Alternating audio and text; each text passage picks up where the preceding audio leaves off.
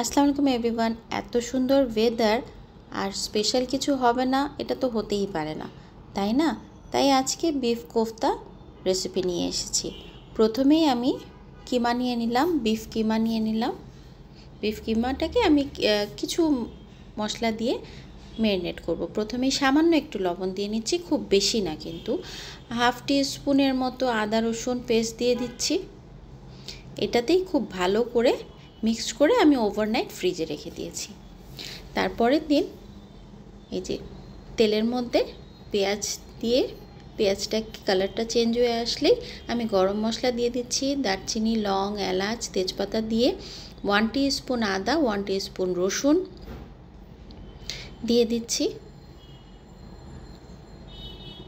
তারপরে আমি আরও মশলা অ্যাড করে দিব, সামান্য হলুদের গুঁড়া, মরিচের গুঁড়া, জিরার গুঁড়া আর ধনার গুঁড়া, আর সাথে দিয়ে দিচ্ছি শানের বিফ মশলা দিয়ে খুব ভালো করে মশলাটাকে কষিয়ে নিয়েছি।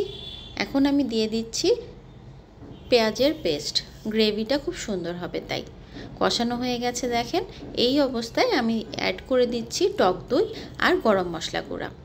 আবারও ভালো করে মশলাটাকে কষিয়ে নেব, যাতে কোনো রকম কাঁচা কাঁচা ভাবটা যেন না থাকে, কোনো স্মেল যেন না থাকে।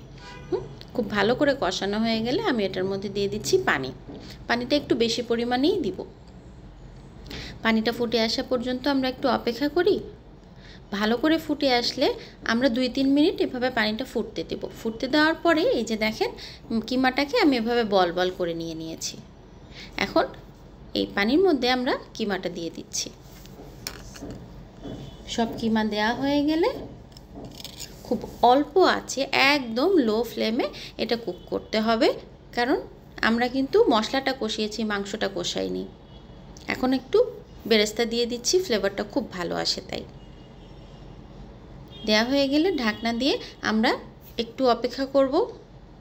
এক সাইড হয়ে গেলে, আর লবণ তো দিতেই হবে ফর টেস্ট, আমরা কিন্তু খুব অল্প লবণ দিয়েছিলাম কিমার মধ্যে।